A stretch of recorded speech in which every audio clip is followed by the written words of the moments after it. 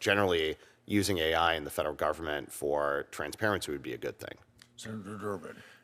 Thank you, Chairman Grassley. One can argue that the most ambitious and energetic and active agency of government is not an agency of government. DOGE, Department of Government Efficiency, which I don't recall as part of our cabinet. But I believe that the courts have concluded that despite their protestations to the contrary, that DOGE is probably required to comply with FOIA. At least that's the status as we currently look at it.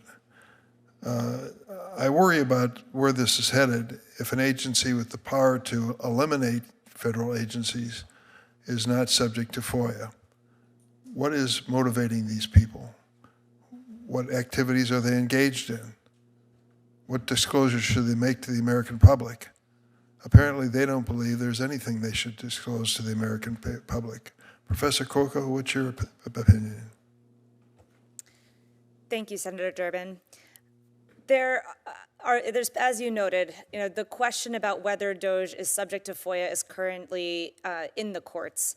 It's a long-standing doctrine under FOIA that agencies that exercise their own independent authorities under the government are subject to FOIA, whereas the president's closest advisors are not, and the president, of course, himself is not subject to FOIA, and instead subject to the Presidential Records Act. I have no reason to believe that the courts are not perfectly capable of applying that test faithfully in this instance as they have in the past. The preliminary ruling that you're referring to was preliminary, but does indicate that the district court that currently has the case that's furthest along does view DOGE as likely to be subject to FOIA's requirements. It looks like that case may be moving into a discovery phase, which will give us more information about what DOGE is doing and its role in order for the courts to make that determination. And at this point, I see no reason to believe that the courts are not capable of making that determination. As to why an agency or a government entity would prefer to exempt itself from transparency, I think over the history of governments, it has been shown that transparency is uncomfortable, and that there are lots of reasons why government entities try to avoid it. But I think it's important to remember that transparency requirements serve two functions. One is to let the public know what the government is doing and to uncover any sort of misconduct or abuse of power. And the other is to deter that abuse of power and misconduct.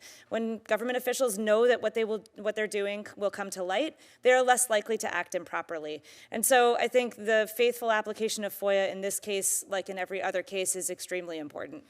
And of course, there's another way to foil FOIA, and that would be what's happening at the Department of Health and Human Services, where the newly minted Secretary Robert Kennedy just fired personnel charged with handling FOIA requests at the CDC and the Food and Drug Administration. He did this after stating, and I quote, "Public health agencies should be transparent. And if we want Americans to restore trust in public health agencies, we need transparency." Reportedly, FOIA staff at numerous other agencies have also been fired. So what is the practical impact when the FOIA agency within the agency is virtually empty when they open the door to the office? Dr. Epstein? Thank you, Senator. Well, I think one thing is, and I don't know the specifics of those firings, but I think certainly those circumstances should increase the obligation to make proactive disclosures. I would say in my own experience, one of the things that was most surprising to me, both as a transparency advocate and in the executive branch, is the number of agencies that use outside consultants or contractors for the purpose of managing their cloud and doing searches for the purpose of disclosure. So it would seem to me that if you're removing staff and still bound by compliance requirements, you're going to have to find some ability to conduct searches and productions of documents, and that just may mean relying on contractors versus employees. Unless the administration happens to believe that concealing this information is important enough to defy the law, correct? I don't know the specifics of that, but often, I could say in my own experience, the amount of FOIA litigation and the processing requirements are a heavy burden for the agencies.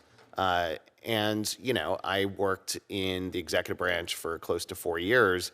I think every administration has a good faith goal of complying with FOIA.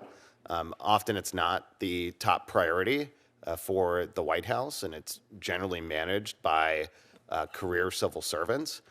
But there certainly are challenges with fully responding to these requests.